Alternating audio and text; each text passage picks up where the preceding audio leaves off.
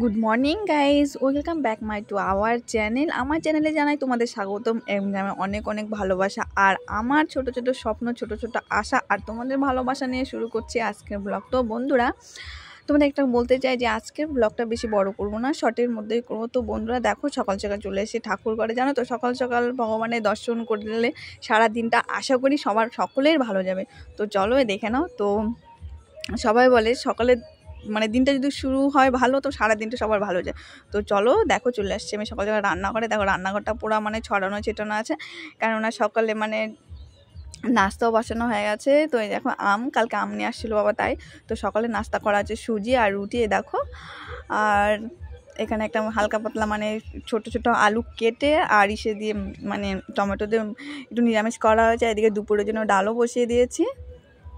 আর এই যে দেখো, এটা হলো কী মাছ বলো তো? এটা বাটা মাছ, বড় বড় বাটা মাছটা কেটে কেটে রাখা হয়েছে। আর এটা হলো বাটা মাছটাকে করা হবে ঝিঙা দিয়ে।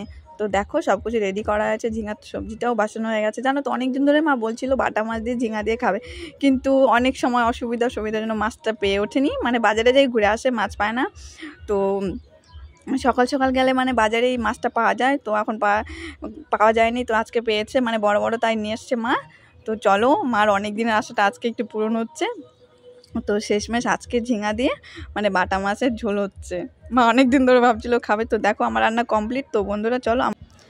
আর বন্ধুরা, তোমরা কে কে এই বাটা মাছ দিয়ে ঝিঙা মাছের ঝোল খেতে ভালোবাসো অবশ্যই কমেন্ট করো, কমেন্ট করতে ভুলো না। আর তো বন্ধুরা দেখো, তো সারাদিনে বিকালে তোমাদের কাছে আর আসতে সময় পাইনি। তো সন্ধ্যাবেলায় দেখো মামামকে চলে এসছি মামামকে বই পড়াতে। জানো তো সে বিকাল থেকে বলতে বলতে সেই 8টা সাড়ে 8টার দিকে আসছি ওকে বই নিয়ে বসাতে। জানো তো মাস্টারমণি প্রচণ্ড দুষ্টু।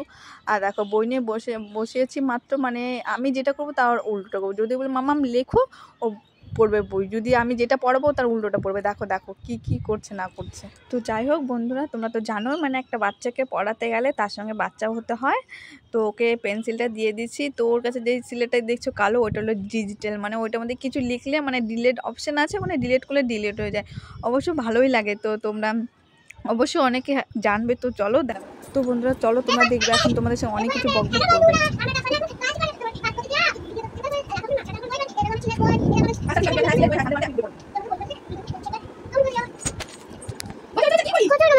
তোমরা কি বুঝতে পেরেছো কি বলেছে? এই দেখো, এখন ওই ডিজিটাল সিলেটাতে লিখছে আর বারবার করে ভুল করছে আর ডিলিট করছে, হচ্ছে না আর ডিলিট করছে। আর তো আমি ওকে ভিডিও করছি, তো বলে মা ভিডিও করো, নাহলে লিখবো না।